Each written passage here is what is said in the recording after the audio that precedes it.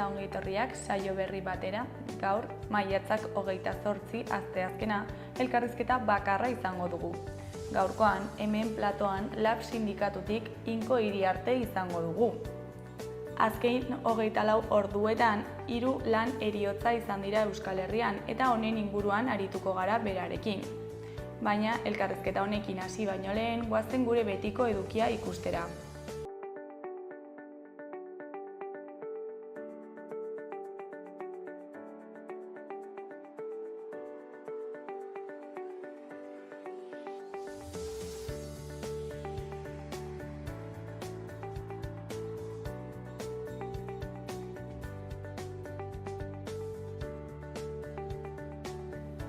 Goazen gaurko efemerideak ikustera. Gaurko egun batean, 1862ko maiatzaren 28an, Euskara baztertu zuen erregistro publikoetatik Espainiako Isabel Bigarrena erreginak. Notariotza lege euskarafoboaren 25. artikuluaren arabera, erregistro publiko guztiak hala nola jaio, ezkondu eta heriotza aktak gaztelaniaz idatzi behar ziren. Hala, hizkuntza ofizial bakartzat gaztelania jo zen, eta euskara bizitza publikotik kanporatzen jarraitu zuten legeen bidez. Urte batzuk geroago, 1936ko maiatzaren 28an, 35.000 langilek Parisko Renault lantegia okupatu zuten. Greba batzordeak osatu zituzten haien segurtasuna bermatu eta hornidurak lortzeko. Egun batzuk lehenago hasitako mugimendua lehertu egin zen, eta egun gutxian beste 2 milioi langile mobilizatu ziren 12.000 lantegietan grebak eta okupazioak eraginez. Egun berean baina 1948ko maiatzaren 28an apartheida ezarri zuten legez Hego Afrikan, zuriek soilik parte har zezaketen hauteskundeak eskuin muturreko alderdi nazionalak irabazi eta gero. Honen bidez gutxiengo zuri batek pribilegioak mantendu zituen beltzak azpiratuz. Urte askotako borrokaren ostean 1982an ezabatu zuten. Eta bukatzeko 1988ko maiatzaren 28an Bartolome Rubia Bartolin Pepeko zinegotzi andaluziarrak zabaldu zuen etak baitu zuela. Sona mediatikoa berehalakoa izan zen eta gau hartan bahitzaileengandik ihes egitea lortu zuela esanez agertu zen. Gezurra zen guztia, poliziaren ikerketak berehala ikusi zuenez.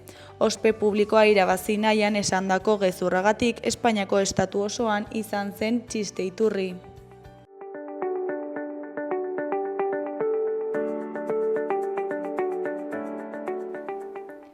Errepasatu ezagun aste honetarako agenda.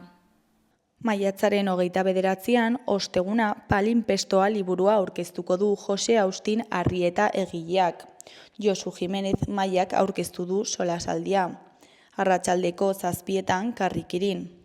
Baina gu, ni bezalakoak edo antzekoak isiltzen baldin bagara, irabazleen errelatoa gailenduko da. Horra arazoa. Jose Austin Arrieta gure idazlea da, eta horrekin batera familia herrikoi baten azken agurra. Euskararen erabiltzaile suharra eta Euskal Herri Libre Batu eta Sozialistaren aldeko militante ezaguna. Liburuak badu kutsu autobiografikoa, familia, idazle eta militantearen goraberak kontatzen ditu. Ostegunean baita ere, Otsegunak programazioaren barna, ahots hutsez-en kontzertua egongo da Zaldiko Maldikon. Zaldiko Maldiko elkarteak ostegunetan antolatzen ditu musika emanaldiak. Oraingoan ahots hutsez taldeak joko du. Hitzordua arratsaldeko 8etan izango da elkartean bertan. Egun eta ordu berean, Alternation izeneko gastroshowa egongo da geltokin. Ahots efektuak eta emakume kurioso bat. 2, 3, 4, 5 zenbat ahots eduki ditzake gorputz bakar batek? Ahotsa identitatea da. Identitatea bakarra alda? Ahots efektuak eta emakume kurioso bat. Hainbat ahots, hainbat identitate, psikopatologia bat eta konferentzia bat. Idoia Tapia aktore eta baislari iruindarraren lana Alternation eta geltokiko gastroshowean taularatuko du. Ostegunarekin bukatzeko Oko Andra Maria plazan, arratsaldeko 8etan, kantu eta hitza programaren baitan, Frikun taldea egongo da kontzertuan. Frikun Euskal Herriko 4 musikari eta afro-rock talde bat dira. Hein handi batean, Afrika mendebaldeko musika elektronikoan inspiratuak, baina nortasun musikal propioa sortu dutenak. 2022an kaleratu zuten Ezkerreko Herria autoekoizutako azken diskoan doinu liruragarriak eta erritmo uhinak uztartzen dituzten konposizio originalak daude. Baita kritika sozialaren, hausnarketa globalaren eta introspekzioaren artean dabiltzan euskarazko hitzak ere. Ostiralean, maiatzaren 30ean, 100 urteko gerra Palestinaren aurka liburua izango du aztergai irakurle taldeak Katakrak liburutegian. Palestinako historiari buruzko azterketa integral bat idatzi beharrean, Palestina menderatzeko borrokak gerturatutako 6 inflexio puntutan jarri du arreta Rashid Khalidik. Iñaki Alegriak euskaratu du liburua eta Katakrakeko irakurle taldean izango dute aztergai arratsaldeko 7etan.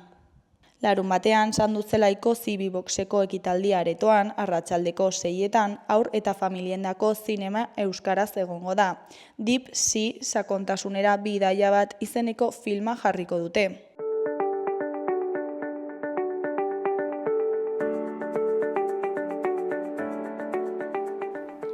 Ikus dezagun gaurko egunkarien azalek zer dioten. Diario de Noticiasen titular nagusian Europar Batasunak euskararen ofizialtasuna bozkatzea atzeratu du. 7 herrialde aurka daudelako. Aurka daudenek zalantzan jartzen dute Espainiak neurria bere poltsikotik ordaintzeko konpromisoari eutsiko dion. Gobernuaren arabera, urteko gastua 132 milioi euroko ingurukoa izango lirateke.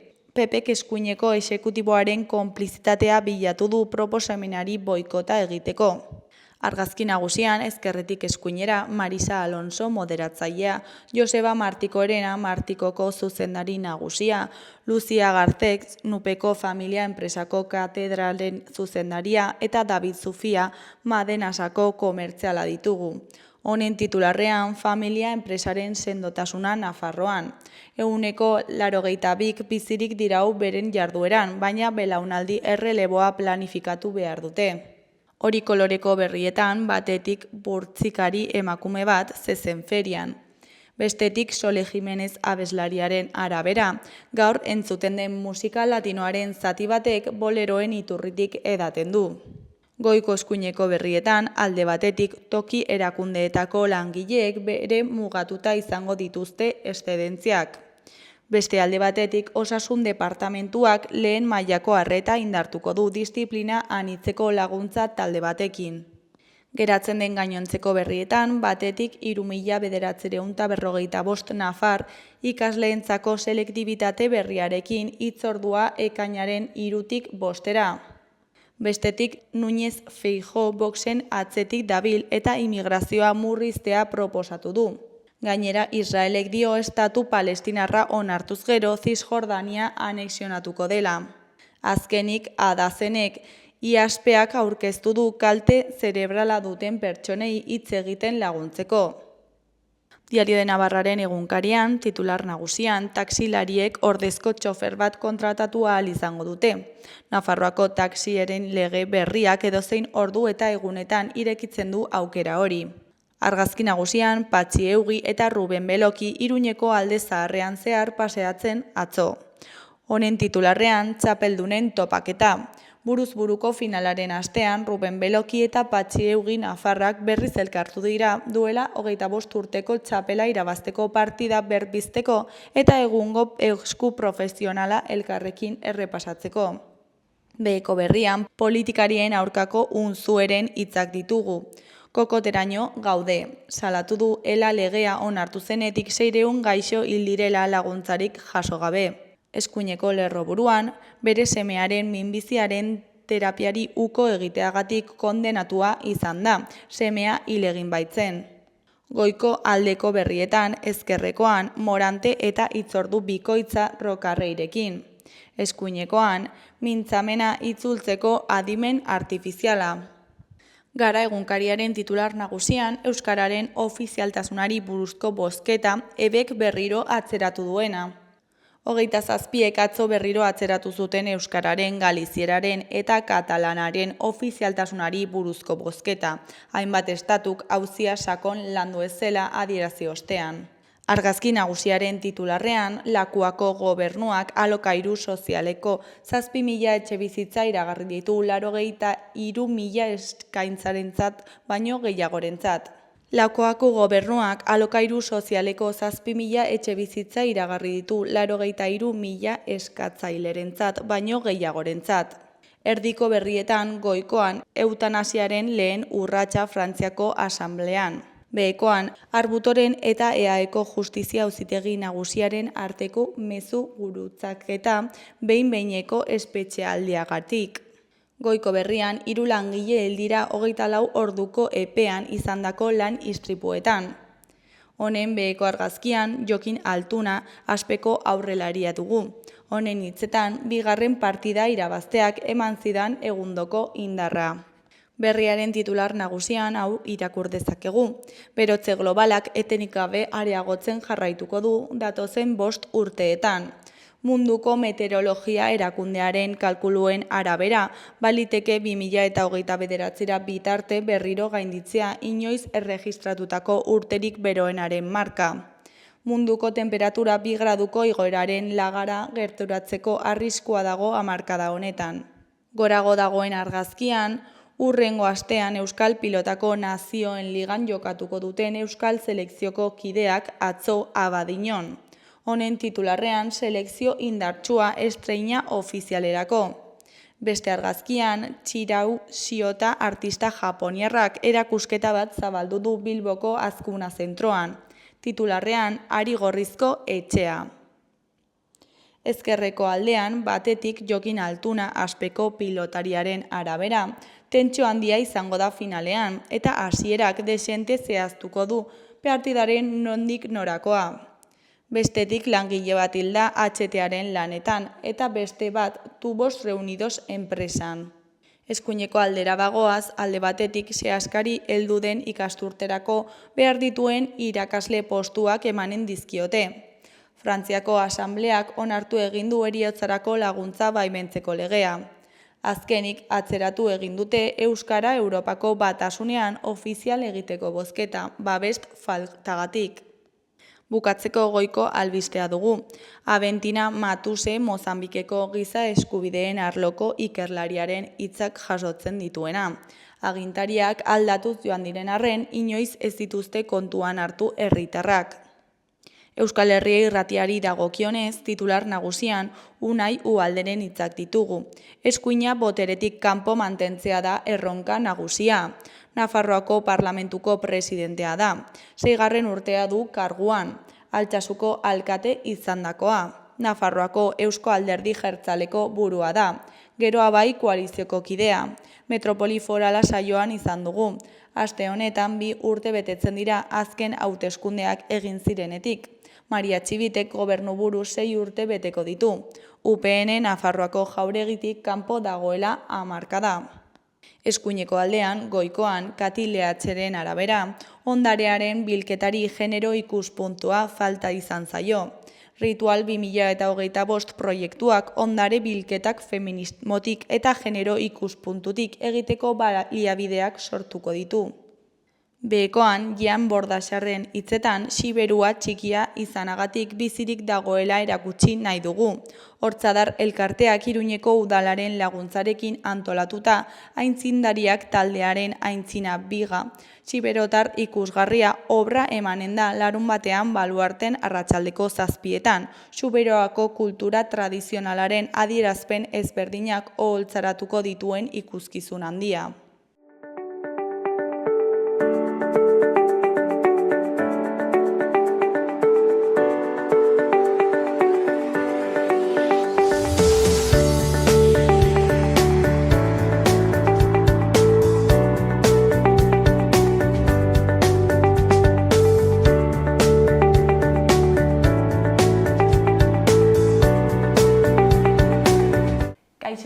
aipatu dugun bezala, orain lab sindikatutik Inko Iriarterekin gaude, zer moduz? Kaixo, egunon. Bueno, eguna ez da oso aproposa lan osasunaren baitan, baina ongi esan beharko. Azken 24 orduetan Euskal Herrian 3 lan heriotza izan ditugu, ezta? Bai, azken 24 orduak erokeri bat izan die, 3 lan heriotz, bata eran egun Nafarroan, Andosian karga bat langile bati gaina erorita, azpi kontratutako langile bat. Beste egun hortan bertan, baina atzo jakin ginuen, eta da Bizkaian atxondon abiadura handiko trenaren obretan langile bati pieza bat erori zitzaion eta bertan odol ustuta hil zen. Koatu arazi behar dugu, abiadura handiko trenak dagoeneko 13 langile hil dituela Euskal Herrian. Eta azkena, atzo bertan Bizkaian ere, Tubo Reunidos enpresan langile bat azpi kontratatu hau ere, erori zan teiatutik eta bertan hil zen. Beraz, azkeneko 24 orduak oso latzak izan die. Gainera, 2025ko urte erdira ja iristen ari gara, eta urte honetan heriotz desente egon dira, ez? Bai egia, joan zan urte ere oso gogorra izan zen, 74 hildako egon ziren istripu traumatikoetan Euskal Herrian, gaixotasun profesionalak kontuan izan gabe, soilik istripuetan, urte oso latza izan zen, eta aurten ere, gatoz ziklo gogor bat pairatzen dagoeneko 23 langile hil dira. Nafarroan zehazki 13, eta joan zen urtean 26, beraz Nafarroako markak urtetik aurtera oraindik gogortzen ari dien nolabait esan, baina esan behar da egonkortuta dagoen heriotza tasa izugarri bat dela.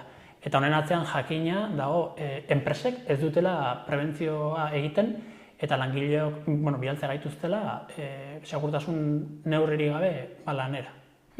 Eta zergatik dago azken aldian goranzko joera hau? Zergatik ez dute betetzen enpresek azken aldian edo gutxiago betetzen dituzte prebentzio neurri hauek? Bai, gaina, aintzat hartu behar da, egoera eta hor dagoen habitata teorian hobea litzakela, zen gero eta langile gehiago daude edo gaude, zerbitzuetan kokatuta, teorian arrisku gutxiago dauketen aktibitateetan, ezta? EAen adibidez, eguneko 73 da zerbitzuetan dagoena kotizatzaileena, Nafarroan 70 inguru, beraz, proportzioan gutxiago behar luke, baina guztiz kontrakoa. Joan zan urtean, 2024an, Hego Euskal Herrian, 102.000 istripu aintzat hartu zian, kontabilizatu zian, larritasun ezberdinetakoak, baina potentzialidadea izugarria da, ez horren atzean, 74 horietako hilgarriak izan ziren, baina gehiago ere izan zitezkeen, ez da? Kontua da, ikusten egea, araudia atera eta 30 urtetara, betetzen maila esan genezake gutxitzea eta dena joan dela, eta enpresek ulertzen dutela, ez dutela isunik jasoko, administrazioak ez ditulako bitartekoak jartzen, eta enpresak lasai dabiltza, zeren hildakoak langileo gara, ez enpresariak. Eta zein da arazoa, legediak ez dituela langile horiek babesten, edo ez dela legedia betetzen, zein da arazoa? Ez, guk esan izan dugu, Europa mailako araudi bat da, gero estatu bakoitzak bere logika juridikora egokitzen duena, kasu honetan dekretu moduan, estatuan, eta legeak baditu garantia minimo batzuk. Izan ere, argi eta garbi esaten du, enpresaria dela prebentzioaren eta langilearen osasunaren garante bakarra. Gero, langile bakoitzari egozte izkigu ardura minimo batzuk oso logikoak dienak. Prebentzio neurriak betetzea eta babeserako ekipoak eta tresnak erabiltzea modu egokian, eta ez tranpaik egitea hortan, ez? Baina ardura, zuzena enpresari hori ematen dio, eta era berean eskaintzen dizkio hainbat baliabide prebentzio hori integratzeko, langileari eskaintzen ez dizkiona. Beraz, legea bai da garantista. Zein da kontua? Gobernuek ez dutela legea aplikatzeko inongo jarrerarik hartzen. Hemen azken 30 urteetan pasadana bai EAen osalanen sorrera, bai Nafarroan Noploien sorrera, egin duzte bi egitura dienak guztiz simbolikoak esan dezakegu, izan ere ez daukate gaitasunik isunik jartzeko, soilik asesoria moduan funtzionatzea dute osalan edo Noploiko teknikari bat enpresa batetara joaten denean ezin du aktibitatea gelditu. Ezin dio isun bat ipini enpresarioari langile bat bialdu delako altura batean lan egitea babes neurririk gabe. Ez daukate gaitasunik, daude diseinatuta soilik asesoria moduan funtzionatzeko.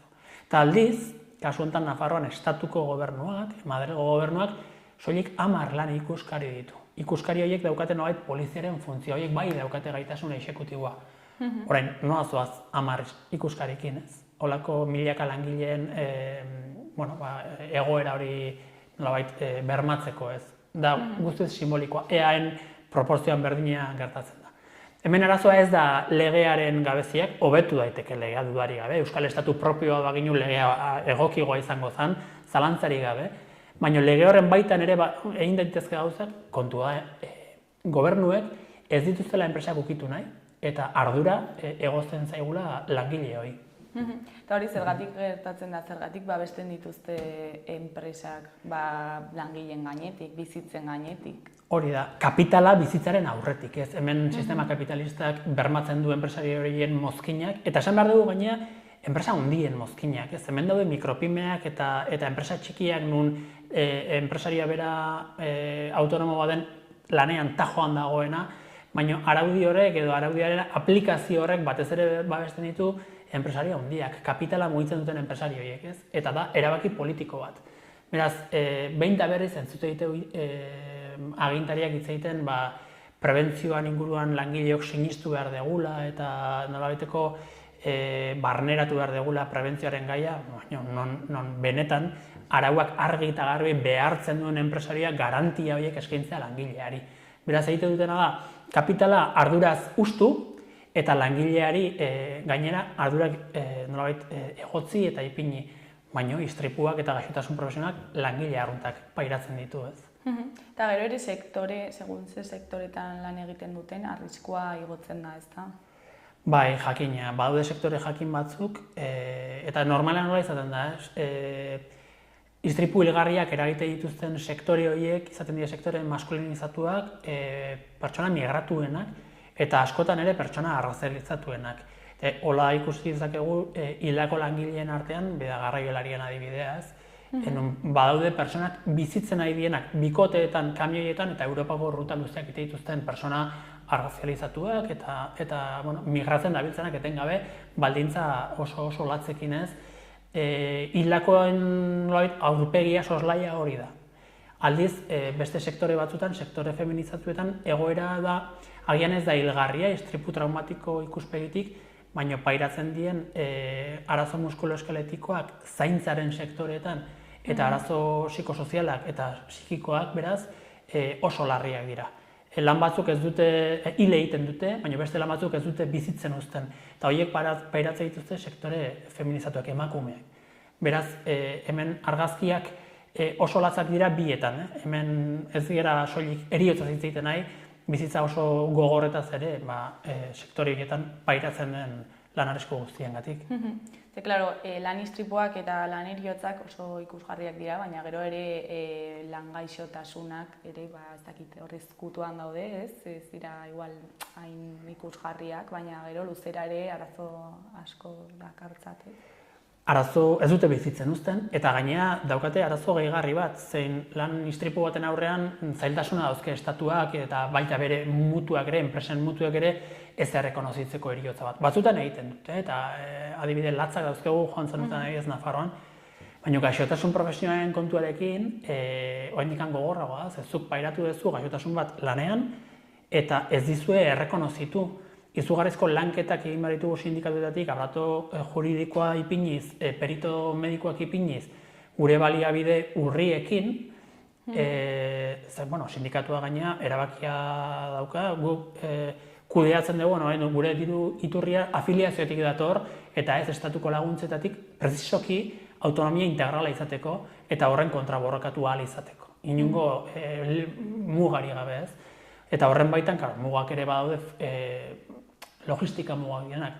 Eta gaixotasun profesionalen horien arrazoitzeko edo langileari arrazoia emateko mutualitate baten aurka ari zara borrokan, zeinak irizpide patronalak, administrazio kontseilu patronal bat daukan, erabiltzen du eguneko diru publikoa behar beste peritu mediko ipintzeko, zure aurka deklaratzen, eta behar beste aparato juridiko edo abokatu bufete erabiltzeko langile horren aurka ere. Beraz, hau da, gaixotasun profesionala da, biktimizazio bikoitz bat, ez? Ze administrazioa bera edo enpresa batzuk erabiltzen dute baliabide publikoak zure aurka, arrazoia ez emateko, eta eurak gaixotu zaituztenean prebentzioa ez egiteagatik finean. Beraz, bigarren argazki hau oraindik ere latzagoa da. Osea, sistema prestatua dago, hori ez argitara ez ateratzeko, ez? Kapitala babesteko funtsean, eta enpresario jakin horiei kobertura emateko. Mutuetako administrazio kontseiluetan enpresa handien gizonezko zaharrak daude, eta diru publikoak gestionatzen dute asoziazio enpresarialak dira. Frankismoak diseinatu zituen hola, ez lehenagotik datozen, gaur egun mutualitateek daukaten forma irudia eta egiteko modua frankismoak diseinatu zuen, eta egun horrela jarraitzen du. Beraz, administrazio kontseiluan non enpresen jabe gizonezko zaharrak elkartzen diren, eta horiek markatzen dituzte politikak, baina behaien finantziazioaren 100% gure zergetatik dator, kontingentzia profesionalen kotizaziotik dator, zeintzuk gizarte segurantzara joaten diren poltsa bakarrera, eta gero hortik mutuak finantziatzen diren. Beraz, erabaki enpresarial horiek, behaien perito medikoak, behaien abokatu bufetak, denon artean ordaitzen ditugu, gure aurka eta euren interesen alde. Da oso zitala sistema, ez, langilearen aurka. Eta ez da inoiz planteatu sistema hau aldatzea? Bueno, labek behin eta berriz publikoki 1000 bider esan dugu, nun mutuen publifikazioa derrigorrezkoa den langileekiko justizia bide batean. Gaina, araua badago estatu mailako araudi bat zeinak aurre ikusten duen egoera jakin batean mutuen publifikazioa main daiteken. Ulertu behar da, 100% guk finantziatu ditugula langileok mutuak bere azpiegiturak eta baita euren langileen soldatak ere. Beraz, gaur egun, gainean daukagun eztabaida honen baitan gizarte segurantza eta osasun sistema publikoaren zailtasunak eta zerbitzuaren beherapen horietan, une egokia da mutuak araubide hori jarraiki integratzeko sistema publikoan eta publifikatzeko eta gizarte osoari mesedetan ipintzeko behaien bai langile eta bai azpiegiturak. Une oso egokia da eta hori aldarrikatzen dugu, behin eta berriz, Nafarroak badu esperientzia bat, Mufaze, konfunditzen naiz, klinika bere momentuan hainbat mutuen arteko klinika bat zen. Ez dut horretzen zehazki izena Mufaze zen edo beste bat zen, baina bada klinika handi bat Iruñean, zein mutualitatena zen, mutualitateek eraiki zuten, baina momentu batean gizarte segurantzak absorbitu zuen eta gaur egun zerbitzua gizarte osoari eskaintzen dion, modu publikoan denok finantziatua delako. Beraz, esperientzia hori modu integralean maiteke eta imagina dezagun zenbat baliabide ipinitzezten momentu honetan egoera latzonen aurrean gizartearen alde eta osasun sistema publikoa indartzeko. Osea, eredu bat daukago eta gainera posible da, ez? Eredua badago, praktika hemen Iruñean eman zen, oso modu positiboan, eta legeak esan bezala, araubideak 1986ko lege batek, gizarte segurantzaren lege batek, bere edapenean argi eta garbi esaten du, nola, egoera batean publifikazio eman daiteke. Beraz, bide legala badago, exekutatzea besterik ez litzake. Eta bida, momentu hontan, gizarte honek behar duen neurri bat, urgentziaz gainera. Eta gero, aztertu beharreko beste kontu bat da, justo Irulan heriotzak hauek azpi kontratan zeudela, ezta? Zer esan nahi du honek eta ze eragin dauka? Bai, jakina, azpi kontraten atzean dagoena argi eta garbi analizatu behar da, eta istripuak ikertzen direnean kontzeptu hauek ere aintzat hartu behar dira. Azpi kontratatzen da zerbitzua merketzeko. Hori da kapitalak daukan helburua, enpresarioek daukaten helburua.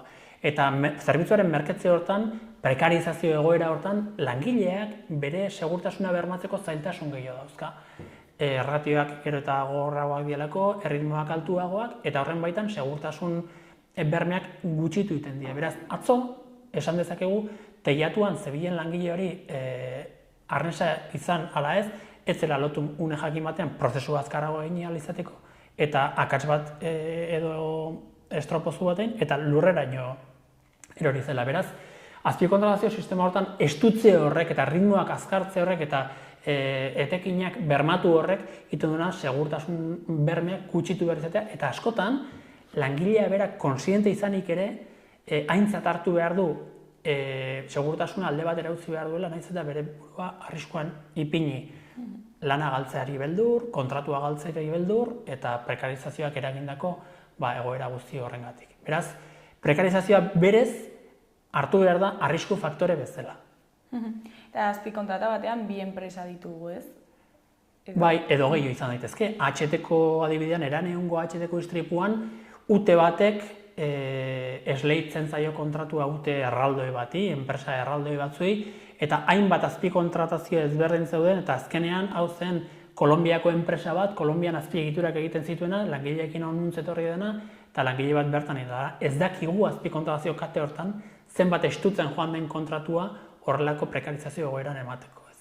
Kontuan izan behar dugu, batez ere, obra publikoan, kontrol publiko zorrotz bat egon behar duenean, langileen bizitza bermatzeko eta langileen lan baldintzak bermatzeko, lotxagarrien hau dela, gogoratu HT proiektu inposatu erraldoi horrek, dagoeneko 13 pertsona hil dituela, soilik Euskal Herrian.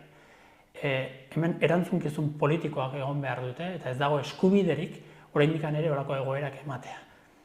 Beraz, azpikontratazio sare etengabea eta gainera obra publiko erraldoi batean, ezin da onartu horako egoerarik. Eta, klaro, azpikontratazio horietan, nork dauka prebentzioaren erantzunkizuna? Bai, eraikuntzak dauka araudi espezifiko bat, baina gero araudi orokorrean, aktibitate orokorretan badago artikulu bat arauan esaten duena enpresen arteko koordinazio bat eman behar duela. Eta hor, bai, enpresario kontratanteari eta kontratatuari hainbat bete behar ematen dizkio eta hainbat dutena da koordinazio prozesu bat arautua dagoena bakoitzak bermatzeko eragin ditzazkeen arriskuak bere aktibitatean neurri prebentiboak nola aplikatuko dien. Minik ezartzeko azpikontratatuko langileak, ez da enpresako langileek ere. Beraz, koordinazio prozesu bat ematen da eta oso zehaztuta dago. Zein da kontua? Ez dela egiten. Eta inorrek ez duela kontrolatzen egiten den ala ez. Eta hori da argazkia. Hori modu egokian egingo balitz, naiz eta enpresa kontratanteak, baino arrisku gehiago emango dien, horren daitezken beti mekanismoen arazoengatik, berme gehiago egongo liake. Baina hala ere ez da egiten. Beraz, arriskuak hor daude, neurri prebentiboak integratzen ez direlako. Eta egoera honi buelta emateko zer egin daiteke? Hemen egoera irauli egin behar da. Baina lehen instantzian badaude gauzak eta bitartekoak ere egiteko, eta prebentzio araudi horren integrazioa ezinbestekoa da. Nafarroko eta EAeko gobernuek erabaki politiko bat hartu behar dute, mahai gainean kolpe bat eman, eta lan ikuskaritzako aparatuak bikoiztu, hirukoiztu edo laukoiztu egin beharko dituzte, finean gaitasun ejekutiboa izateko. Hau da, guk behar deguna da, euskal langileak behar deguna da, inspektore nahikoa izatea enpresa guztietara bisitak egiteko eta enpresako aktibitateak geratzeko gaitasuna izango duten inspektore horiek. Iritsi eta ikusten baldin badute torno bat adekuatu gabe dagoela, edo obran zanja bagaizki, edo agureak muitu behar dituen emakume batek zaharretxe batean ez daukala makina egoki bat pisu guzti horiek muitzeko aktibitateak geratu egin behar dira eta enpresaria isundu. Enpresak soilik termino ekonomikoetan ulertzen dute gatazka. Eta ulertzen dutenean prebentzioa ez egitea, garestigoa ateako zaiela prebentzioa egitea baino, orduan aldatuko dira gauzak. Ze momentuz, egiten dutena da prebentzioa ez egin, eta gero ente publikoak asumitzen du langile horren gaixotasun profesionala eta istripua. Denon artean ordaintzen dagulako. Beraiek kaldetze gaituzte, beraiek ordaindu dezatela eta isunduak izan daitezela. Hemen kontua da ulertu behar dutela, prebentzioa egin behar dutela ez gaixotu eta ez istripurik izateko. Eta hor bukatzen da katea, beraz, erabaki politiko baten premia dugu. Baina hor ere, kontabilizatzen ari zara dirutan, zenbat balio duen pertsona baten gaixotasuna edo heriotza, eta hori ezin da kontabilizatzen. Nik guk duintasunean kontabilizatzen dugu, ezana konparaketa bat egiten da, enpresarioi nola ulertu arazi behar zaien, noski guk ezin dugu inondik inoa kontzeptualki dirutan hitz egin. Kontua da, enpresarioak ulertzen dutela soilik garestigoa zer ateratzen zaien, eta horla zaildu behar zaie behaien erabaki horiek ez dago ezer guretzako bizitzaren gainetik eta osasunaren gainetik. Kontua ez da soilik lanera joan eta etxera bizirik itzultzea baizik eta osasuntsu itzultzea. Eta osasuntsu esan nahi du, bai gaixotasun profesionalen inguruan, baina bai egoera mentalaren inguruan. Eta horretan, nabarmen goaz okerrera. Lan istripuetan, balin baduzkagu tasa itxusiak eta joera kezkagarriak azken urteotan, egoera gaixotasun edo patologia psikosozialen inguruan da eksponentziala iotzea. Beraz, momentu honetan lan osasun ikuspegitik neurriak hartu behar balin badira, esparru horretan da. Eta gu herritar moduan ez dakit zerbait egin dezakegun, ez dakit presionatzeko edo... Bai, mobilizazio soziala gakoa da, baina modu berean ere barneratzea, ez? Enpresariak direla, diskursoan barneratzea. Enpresa dela, bermeak eskaintzeko ardura duen bakarra, eta langileok bai, bete behar ditugula prebentzio neurriak modu logikoan minik ez hartzeko, baina berme guztiak enpresariak ipini behar dituela. Hori da, diskursoan barneratu behar duguna.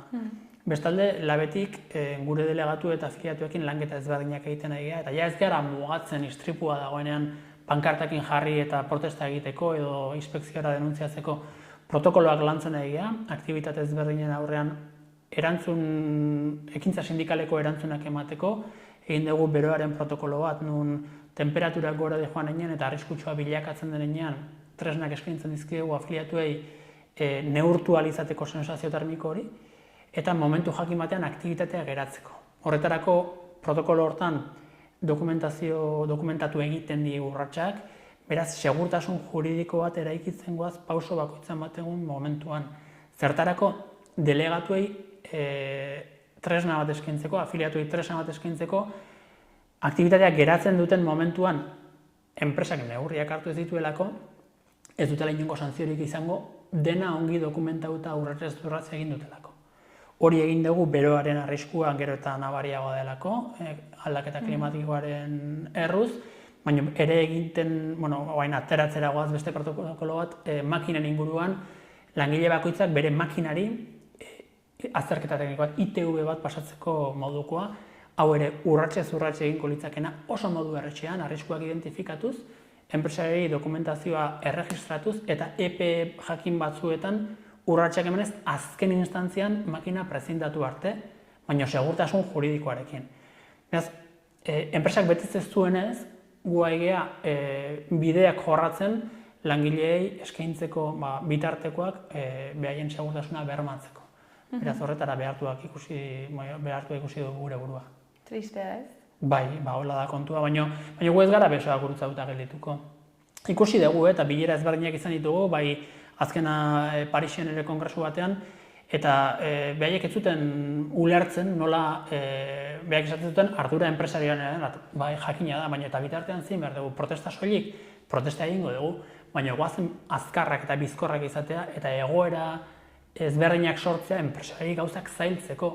Beraz, gu iristen gara aktibitatea geratzea, baina marroi juridikoa gainea bere gai uzten dugu, azkar eta modu inteligentean eraikitzen dugulako bide bat segurtasun juridikoarekin. Pentsa ze lanak hartu behar ditugun gureak diren eskubide horiek bermatzeko. Gaztelaniaz izaten da hacer valer un derecho, termino juridiko bada, egikaritzeko gurea den eskubide hori, olako lanketa konplexuak egitea ikusten dugu gure buruaz. Inko, bukatzeko, ez dago galdera gehiagorik, ez dakit zerbait gehiago komentatu nahi duzun, jendeari zerbait esan?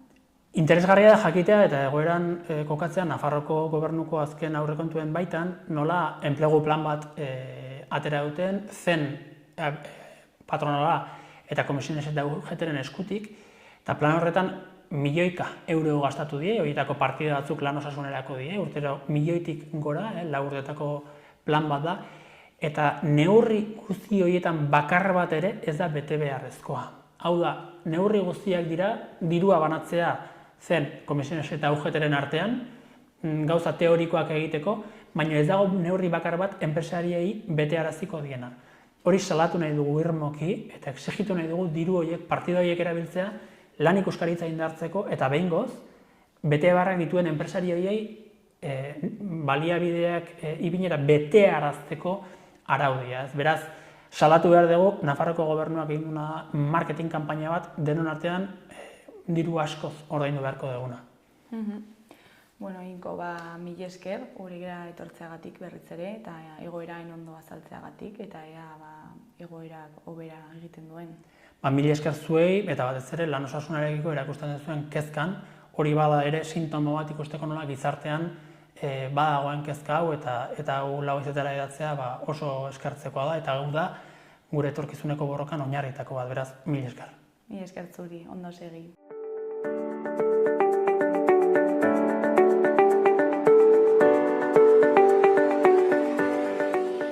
eta biharko eguraldiaren iragarpena ikusiko dugu. Gaur, asteazkena ere eguzkia izango da jaun eta jabe zeruan. Oskarbi egongo da ordurik gehienetan, goizean goiz lanbroa eta behe-hodei batzuekin. Temperatura apur bat igoko da, eta barnealdean, kostaldean baino zertxobait altuagoak izango dira maksimoak. Haizea ipar-ekialdetik finkatuko da goizean.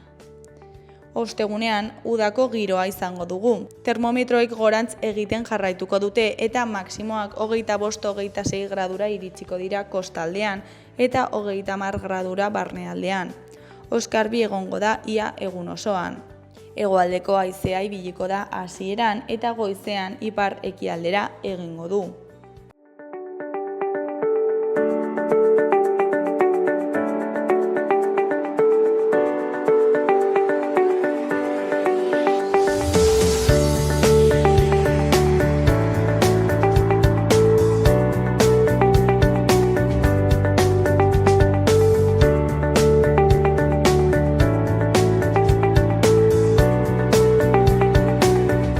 Orain parlamentuko galderekin.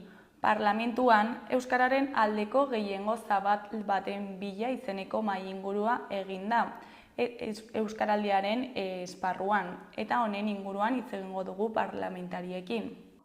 Bueno, erakundeek garrantzi zuzena daukate, erabateko garrantzia daukate hizkuntzak babesteko momentuan eta batez ere hizkuntz minorizatuak direnean.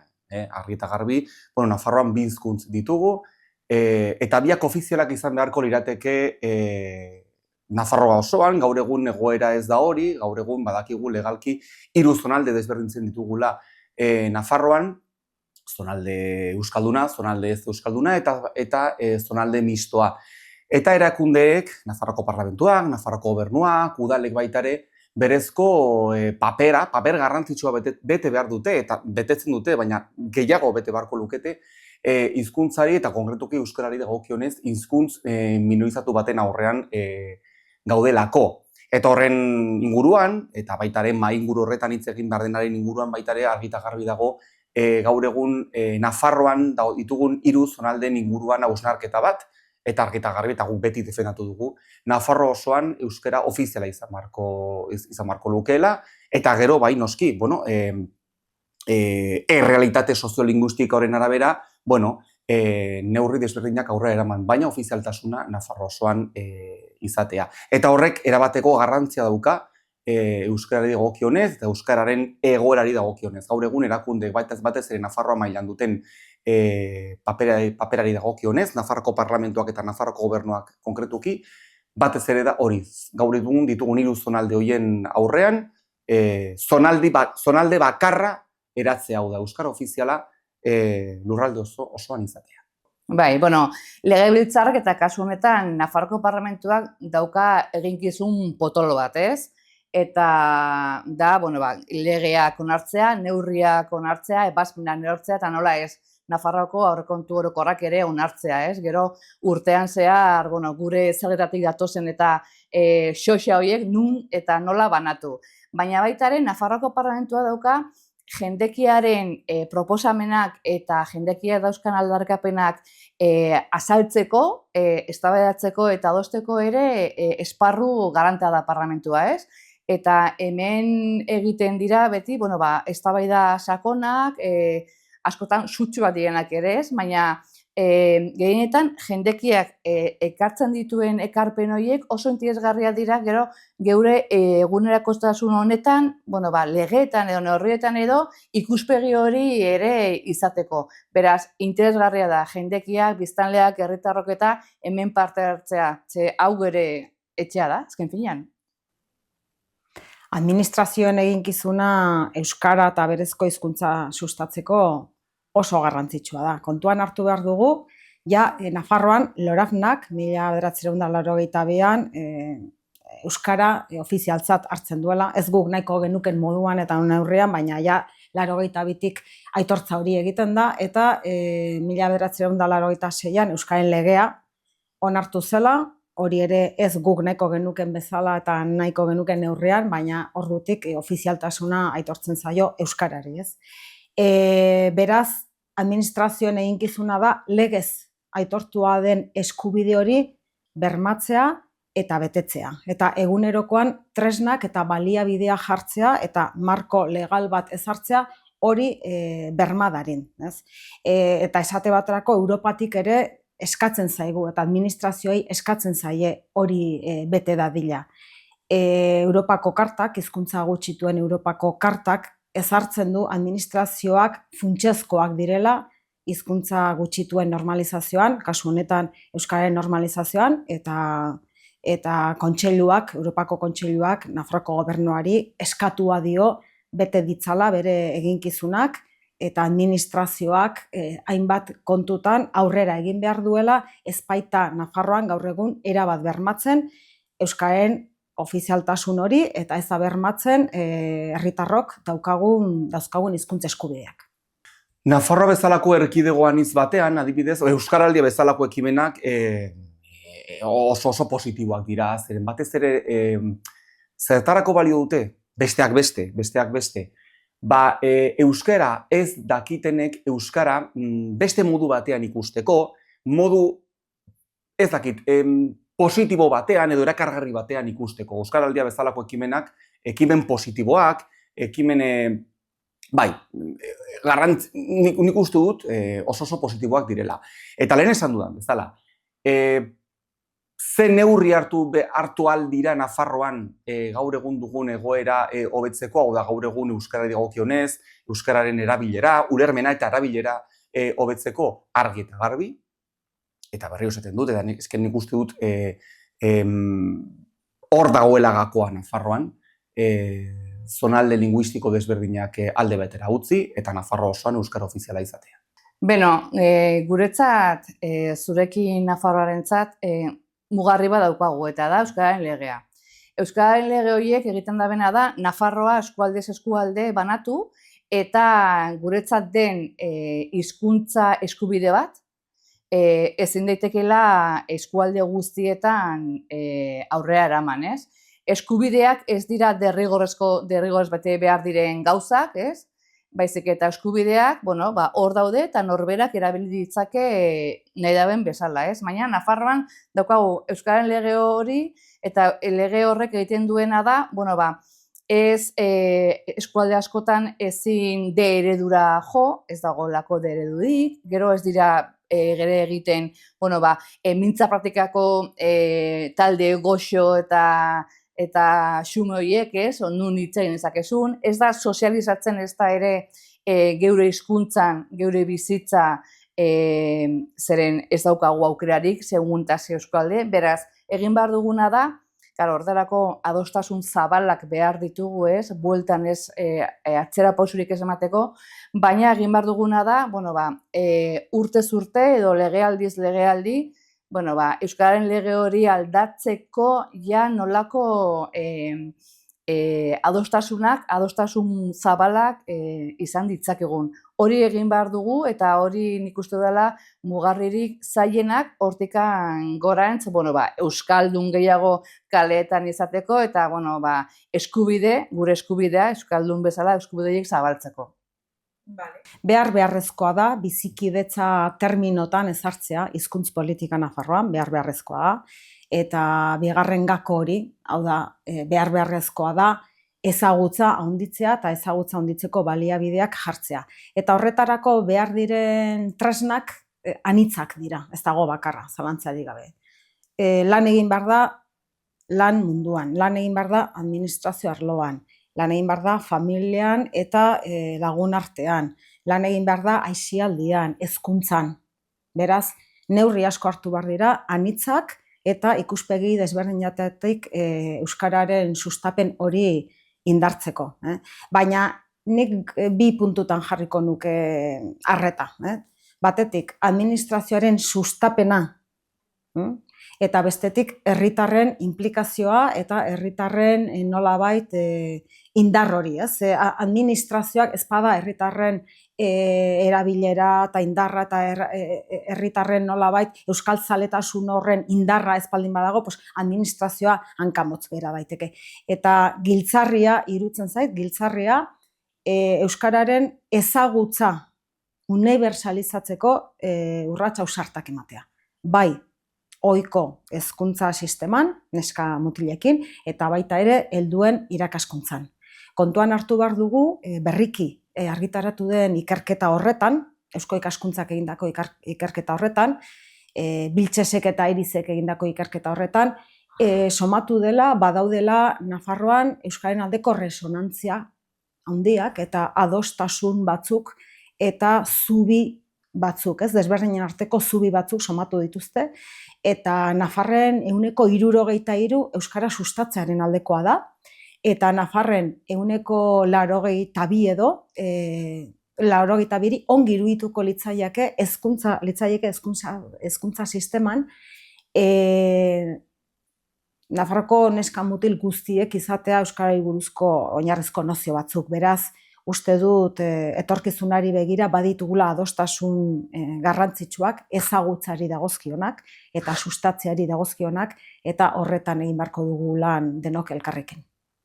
Askotan badirudi mainguruak, ez dutela askotarako balio, edo,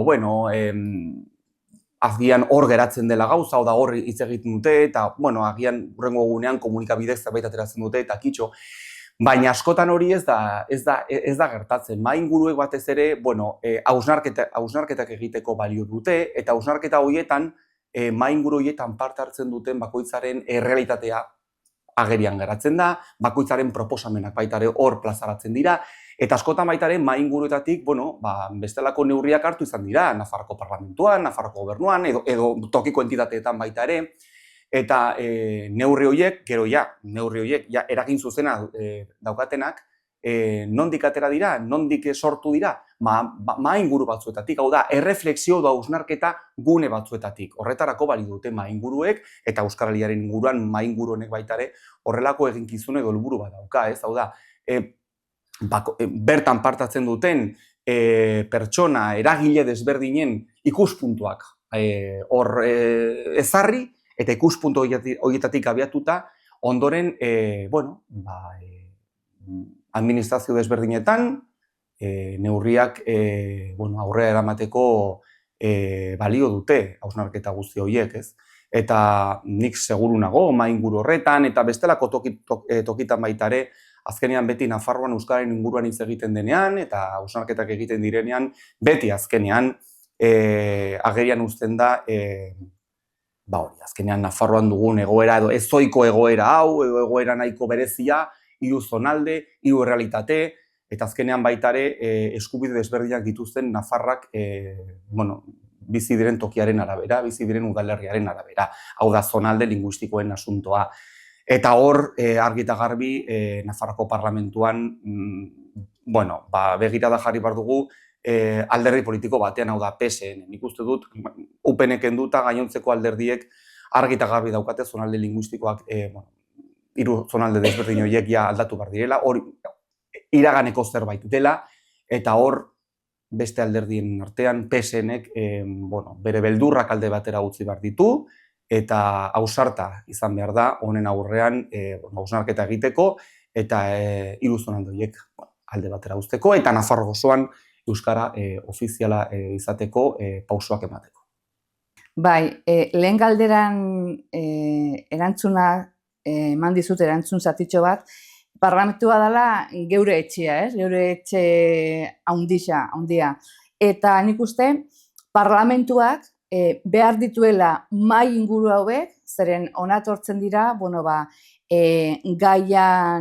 gai ezberdinen arloan, eragileak, edo gai horren aurrean bere eztabaida zabaldu dezaketenak, edo jakinak direnak, ez? Eta nik uste, mai inguru hauek egiten dutena da, puxka bat zabaldu ikuspegia, bakoitza bere arlotik, ze adituak dira bere arloetan, ikuspegia zabaldu, eztabaida sortu, eta askotan, gure bizitzan goiatz idiak bezala, ezta? Beti hola, geure ideologiarekin, geure gauzekin, orduan horrelako mai zabalek eta adituen mai hauek egiten dugutena da, behintzat, nik, norberaren ikuspegia zabaldu, eta ondo otarkigu adituak diren guztiak entzun, eta horiekin, hemen parlamentuan egiten dena egin, neurriak, ebazpenak eta legeak aurrera eraman ikuspegi, eman diguten ikuspegi zabal horrekin, beraz, behin eta berriz egiten baldin bidera horreko gauzak, jendekiari esan ona etor daitezela, parte hartu duzaitela, zeren denon iritzia beharrezkoa da. Mahai inguru hau egin zen Nafar guztion etxean, parlamentuan, Nafarroko parlamentuan. Eta hori oso garrantzitsua da. Ematea zentralidade hori euskarari buruzko hausnarketei eta iritziei, eta topalekoa izatea eta parlamentuak zubilana egitea herritar eta sektore desberdinen artean. Horregatik, mahai inguru hau hemen parlamentuan egin zen, eta oso garrantzitsua da zentralidade hori ematea eta estatus hori euskarari. Hor izan genuen, mahai inguru horretan Aritz Romeo, ikuspegi juridikoa aportatu zuena, baita ere Marta Chamorro, teknikariak, eta berak ere ekarpen interesgarriak egin zituen, Alicia Ezkerrek egin zituen ekarpenak komunikabideen arloari dagozkionak, eta gero Oskar Zapata bera, Taupako koordinatzaileak ere parte hartu zuen. Oso interesgarria izan zen, anitza, hor esan zena, eta gako garrantzitsu batzuk jaso genituen. Eta nolabait euskaraldiaren testuinguru honetan mahai inguru hori egitea oso interesgarria izan zen. Ze oso datu interesgarriak eman dituela euskaraldiak, 11 egun eman ditugu ariketa sozial horretan, batzuk aho bizi, beste batzuk belarri prest, beste batzuk txapari gabe, baina berdin ariketa sozial horretan parte hartzen. 135.000 pertsonek parte hartu dugu, eman dugu izena euskaraldian, oso datu garrantzitsua da. 450 herritan batzordeak sortu dira euskaraldiaren aldeko dinamikak, 7.500 eragilek hartu dute parte, beraz emaitza bikaina da, eta mahai inguru hori, datu horien barruan, balorean jartzeko moduko jardunaldia izan zen. Gai librea. Datorren domekan, datorren igandean batean, berriz ere egingo da Bardeetako tiro poligonoaren martxa. 35. izango da, hasi ziren martxa hauek duela 35 urte, zeren 1977 urtean, Defentsa Ministerioak eta Bardeetako komunitateak hitzarmen bat egin zuten. Eta hor daukagu tiro poligono bat, bai? Ikusi dugu zela nazioartean gerren gorakada dagoen, eta guk hemen Nafarroan paisai babestua den Bardeetan daukaguna da tiro poligono bat, bai? Orduan, 2028 urtean, hitzarmen hori bertan bera geratzeko aukera daukagu. Az gaitezen, berriz ere jendekiaren bultzadarekin, esatera, Nafarroan ez dugula nahi tiro poligonorik, ez dugula gerraren alde hemen armadarik izatea, gerren kontra gaudela, beti atera da Nafarroa esanez gerrarik ez, lelo hori, gerrarik ez dugu nahi, beraz, hasi gaitezen jendekian ere pixka bat eztabaida sortzen, ez? 2028 urtean hitzarmen hori berriz ere sinatzeko aukera dugu, nahi dugu berriz ere hitzarmen hori sinatu. Kontego zurekinek ez du sinatzerik nahi, eta horregatik, zuen